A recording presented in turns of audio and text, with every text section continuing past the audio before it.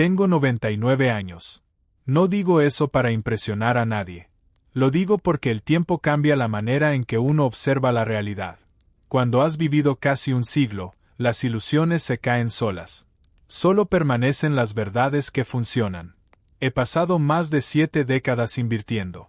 He visto burbujas nacer, crecer y estallar. He visto fortunas levantarse en silencio y desaparecer entre aplausos.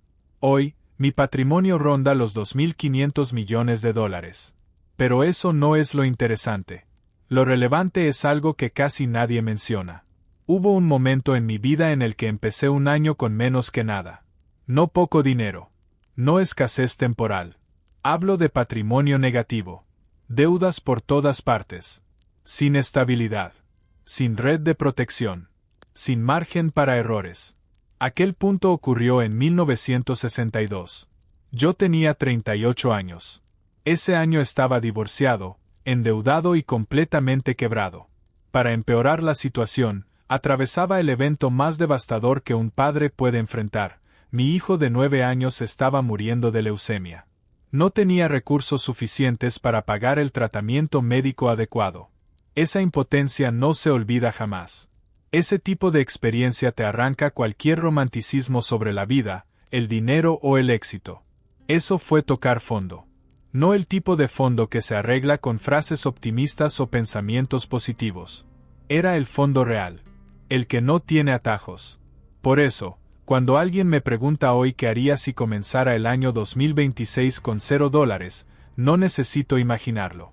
Ya estuve ahí. Ya caminé por ese terreno. Ya cometí errores. Ya aprendí qué funciona y qué no. Y si tuviera que repetirlo ahora, sabría exactamente qué hacer. No estoy hablando de teorías elegantes.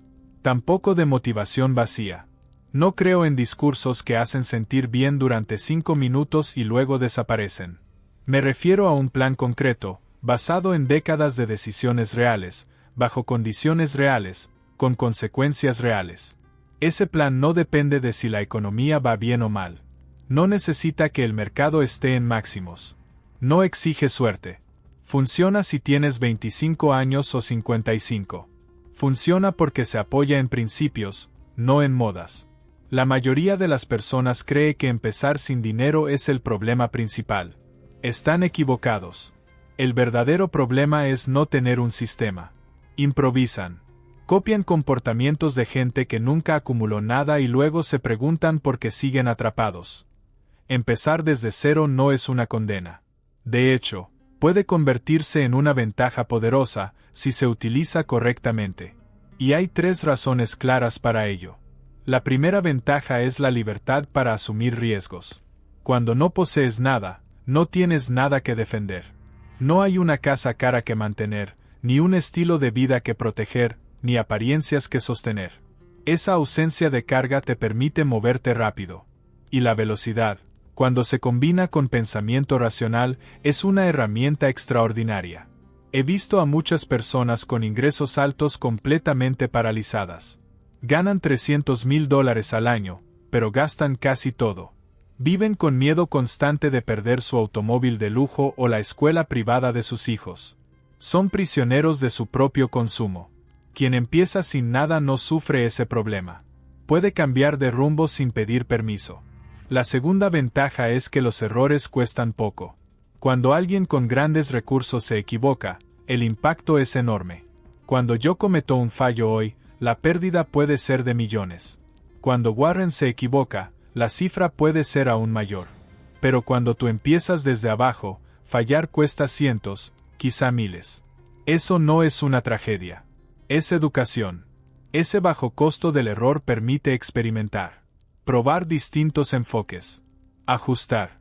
Aprender rápido. Y ese aprendizaje, bien aplicado, vale más que el dinero perdido.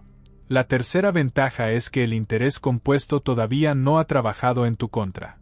La mayoría solo piensa en el poder positivo de la capitalización, pero ignora que las malas decisiones también se acumulan. La pobreza se compone. Las decisiones equivocadas repetidas durante décadas generan una inercia difícil de romper. Sin embargo, si el punto de partida negativo es reciente, el daño aún es limitado. El tiempo sigue siendo un aliado potencial. Cada año desperdiciado entre los 20 y los 40 puede costar alrededor de $100,000 en patrimonio futuro. Pero un año bien ejecutado puede compensar una gran parte de ese retraso. Ahora bien, debo ser honesto. Comenzar sin dinero solo es una ventaja si se actúa. La mayoría de quienes inician un año quebrados también lo terminan igual. Hacen promesas el 1 de enero y las olvidan a mediados de mes. Culpan a la economía, al jefe, a la inflación o a los políticos. 12 meses después, nada ha cambiado. Eso no ocurre por mala suerte. Ocurre por falta de disciplina estructural. Lo que voy a explicar no es cómodo. Requiere constancia durante 12 meses completos. No una semana. No un trimestre. Un año entero. Porque la riqueza no surge de momentos intensos. Se construye a partir de decisiones repetidas durante periodos largos.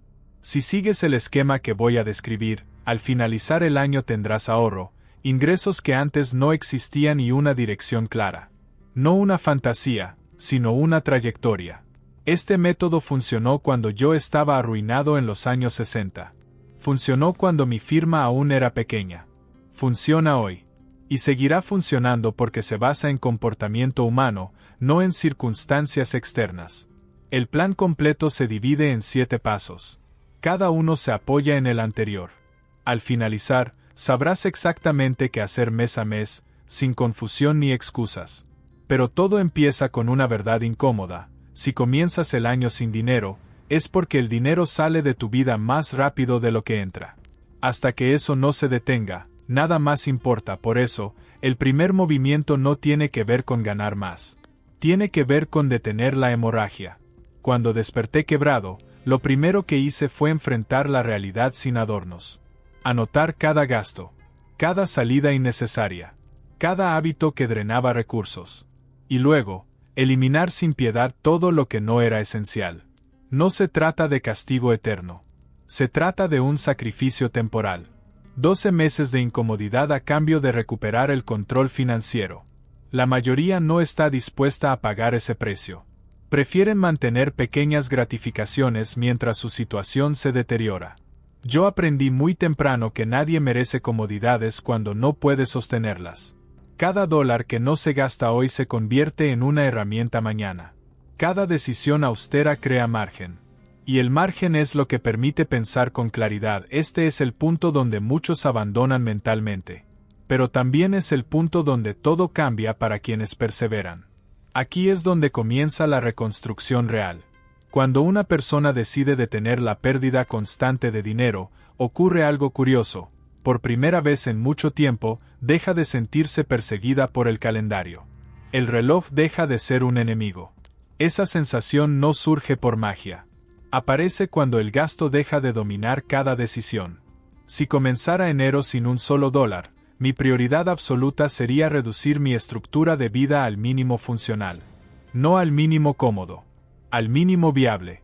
Eso implica observar con frialdad cada salida de efectivo y preguntarse una sola cosa. ¿Esto mantiene mi supervivencia o solo alimenta mi ego? Pagos mensuales por vehículos caros no existirían. La idea de financiar un automóvil cuando no se posee capital es una de las decisiones más destructivas que veo repetirse. En esa situación, vendería cualquier coche costoso, compraría uno usado y confiable, pagado al contado, y eliminaría cuotas, seguros elevados y mantenimiento innecesario. Esa sola acción libera cientos de dólares cada mes. Multiplicados por 12, se convierten en miles. La alimentación también cambiaría de inmediato. Comer fuera desaparece por completo. Cocinar se convierte en rutina diaria. No por virtud, sino por lógica.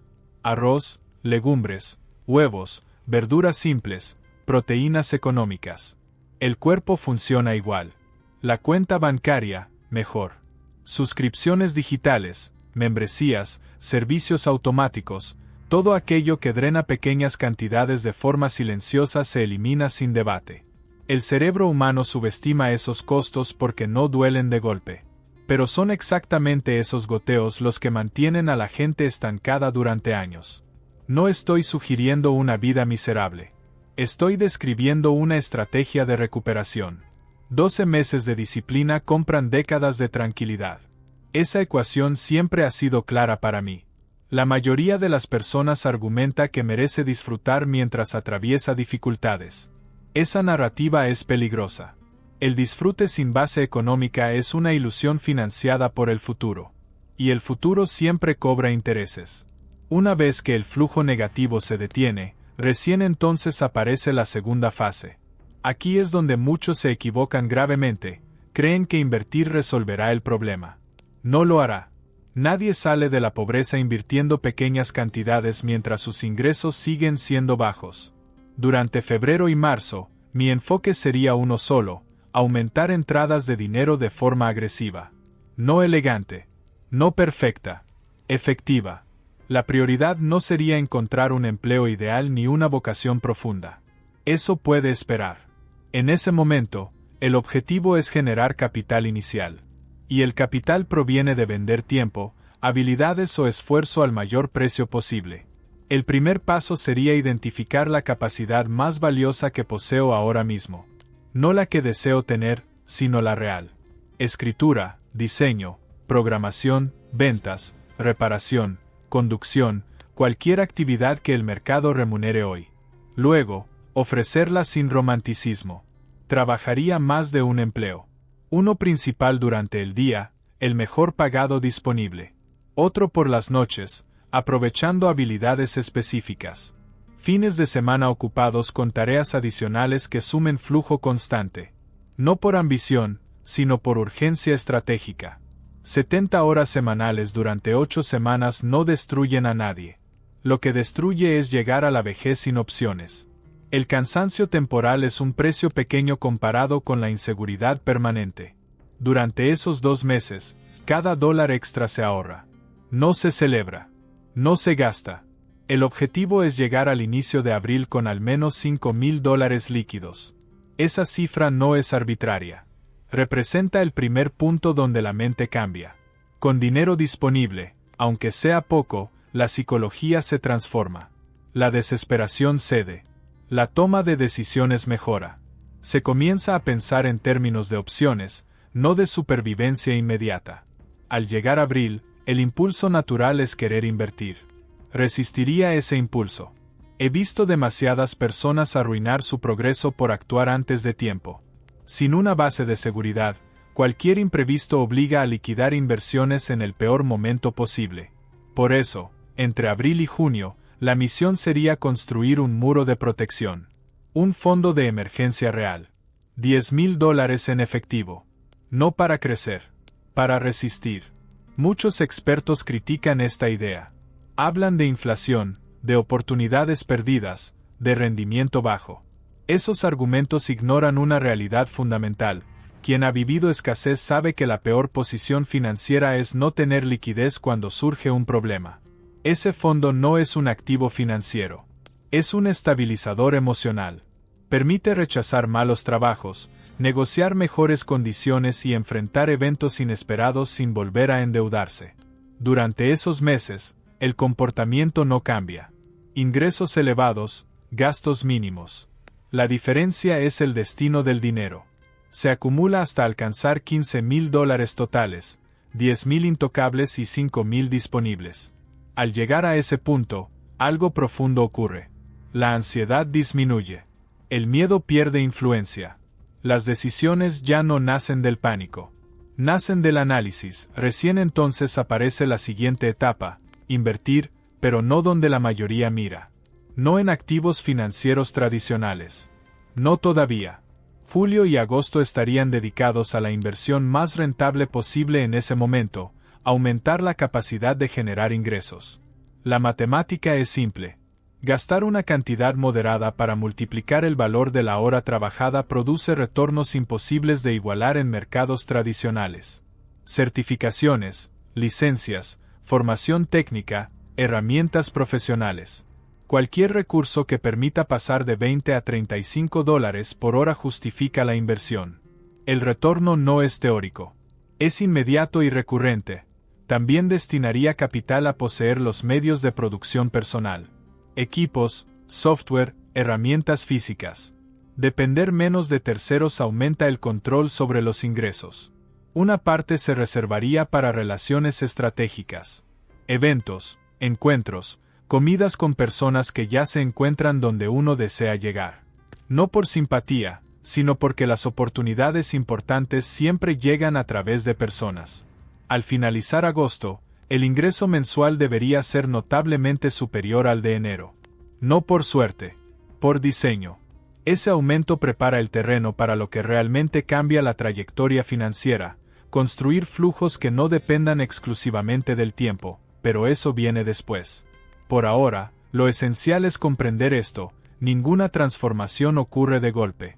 Ocurre cuando se repiten decisiones correctas durante meses, incluso cuando nadie aplaude, y hasta aquí, ese ha sido el verdadero trabajo. Con una base sólida y una capacidad de ingresos mayor, el panorama cambia de forma silenciosa pero profunda. No ocurre con fuegos artificiales.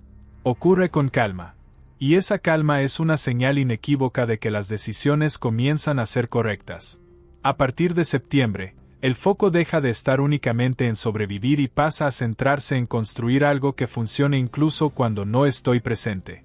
Aquí es donde la mayoría se confunde con promesas fáciles y conceptos mal entendidos.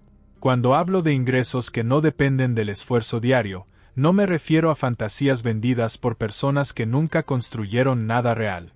Hablo de mecanismos simples, repetibles y aburridos. Precisamente por eso funcionan. Si siguiera este plan empezando desde cero, septiembre y octubre serían meses dedicados a crear una segunda fuente de dinero, aunque al principio parezca insignificante. No importa el tamaño inicial. Importa la dirección. Una opción clara sería destinar una parte del excedente mensual a empresas estables que distribuyen beneficios de forma constante. Negocios poco glamorosos, productos cotidianos, demanda predecible. El rendimiento inicial sería modesto, casi decepcionante para quien espera resultados rápidos. Pero ese flujo, por pequeño que sea, tiene una característica clave: no exige presencia física. Otra alternativa sería utilizar el capital acumulado como entrada para un activo productivo que reduzca gastos y, al mismo tiempo, construya patrimonio. Vivir en una propiedad mientras otra unidad cubre parte de los costos no es sofisticado, pero es eficaz. Reduce presión financiera y transforma una obligación en un recurso. La diferencia entre quienes avanzan y quienes se quedan estancados no está en la elección perfecta, sino en comenzar. Esperar condiciones ideales es una forma elegante de procrastinar. Para noviembre, aparece la prueba más difícil. No financiera. Psicológica. El cansancio acumulado, la tentación de relajarse, la presión social de gastar para demostrar progreso. He visto este patrón repetirse durante décadas. Personas disciplinadas durante meses arruinan su avance en pocas semanas. La confusión principal es creer que ganar dinero equivale a tener dinero. No es así. El saldo final es lo único que importa. Gastar para celebrar avances que aún no están consolidados es una manera segura de volver atrás. Si estuviera siguiendo este esquema, noviembre sería un mes de contención absoluta. Regalos simples. Costos mínimos. Conversaciones honestas con quienes no entienden por qué el cambio es necesario. No busco aprobación. Busco continuidad. Ese mes no se trata de avanzar. Se trata de proteger lo construido. Revisar números. Analizar decisiones. Ajustar errores antes de que se vuelvan hábitos. Y entonces llega diciembre. No como un final, sino como un punto de evaluación. En 12 meses, el escenario sería radicalmente distinto. De no tener nada, habría liquidez. De depender de un solo ingreso, existirían varias fuentes. De reaccionar al caos, habría un sistema. Ese es el verdadero cambio. No el dinero en sí. La transformación mental. La capacidad de pensar a largo plazo sin miedo constante. Diciembre serviría para algo crucial: diseñar el siguiente año. El primero fue defensivo. El segundo puede ser ofensivo. Con una base estable, se puede asumir más riesgo calculado. Invertir con mayor convicción. Elegir oportunidades, no aceptarlas por necesidad. La mayoría nunca llega a este punto porque abandona antes. No por falta de capacidad, sino por falta de constancia. Quien completa 12 meses ejecutando un plan sin desviarse pertenece a una minoría muy pequeña. Al llegar a este punto, hay algo que debo dejar absolutamente claro. Nada de lo que he descrito depende de inteligencia extraordinaria. No exige genialidad, contactos secretos ni golpes de suerte. Requiere algo mucho menos glamoroso y mucho más escaso: coherencia durante un periodo prolongado. He observado durante décadas a personas brillantes fracasar por falta de disciplina, mientras individuos promedio construían patrimonio sólido simplemente porque siguieron un plan sin desviarse. El mundo recompensa la consistencia, no la intención. Si alguien empieza un año sin dinero y termina 12 meses después con ahorro, ingresos múltiples y dirección clara, no ocurrió por casualidad. Ocurrió porque cada decisión diaria estuvo alineada con un objetivo mayor. Ese es el verdadero poder del método. Muchos escucharán este discurso y pensarán que su situación es diferente, que su país es distinto, que su edad cambia las reglas, que la economía actual invalida principios antiguos. He oído esas justificaciones desde los años 50. Cambian las excusas, no los resultados. La estructura siempre es la misma. Reducir gastos primero. Aumentar ingresos después. Construir protección. Invertir en capacidad productiva. Crear flujos adicionales. Proteger avances. Planificar el siguiente nivel. No hay atajos duraderos fuera de ese esquema. Lo que sí cambia es la identidad. Al principio, la persona se percibe como alguien que sobrevive. Luego, como alguien que ahorra. Más adelante, como alguien que decide. Finalmente, como alguien que construye. Esa evolución interna vale más que cualquier cifra bancaria. Cuando miro hacia atrás, no recuerdo los números exactos de cada año. Recuerdo el momento en que dejé de reaccionar y empecé a actuar con intención. Ese fue el verdadero punto de inflexión. Quien complete un año ejecutando este tipo de plan no vuelve a pensar igual. El miedo pierde fuerza. La urgencia disminuye. El tiempo vuelve a sentirse como un aliado. Y desde ese lugar, las oportunidades se vuelven visibles. El segundo año ya no se trata de defenderse. Se trata de avanzar. Con base, se puede invertir con más convicción. Emprender con menos ansiedad. Decir no a malas opciones. Elegir con paciencia. Eso es riqueza en su forma más práctica, pero nada de eso ocurre si no se empieza. Y empezar no significa motivarse. Significa actuar cuando no hay ganas. Ajustar cuando nadie mira. Repetir cuando parece aburrido. La mayoría no falla por incapacidad. Falla por abandono prematuro. 12 meses parecen eternos cuando se observan desde el primer día. Pero pasan igual. La diferencia está en lo que se hace durante ese tiempo. Si hoy estás comenzando desde cero, no estás condenado. Estás sin adornos. Y esa claridad puede convertirse en tu mayor ventaja, si decides usarla. El dinero no es el objetivo final. Es una herramienta. Sirve para comprar tiempo, reducir estrés y ampliar opciones. Cuando se entiende eso, se deja de perseguir símbolos y se empieza a construir sistemas. He pasado casi un siglo observando comportamientos humanos. Y si hay algo que puedo afirmar con certeza es esto: quien se compromete con un proceso racional y lo ejecuta sin dramatismo termina en una posición muy distinta a la mayoría. No mañana. No en 30 días. En un año, y ese año empieza con una sola decisión consciente ahora. Antes de cerrar, quiero pedirte algo simple.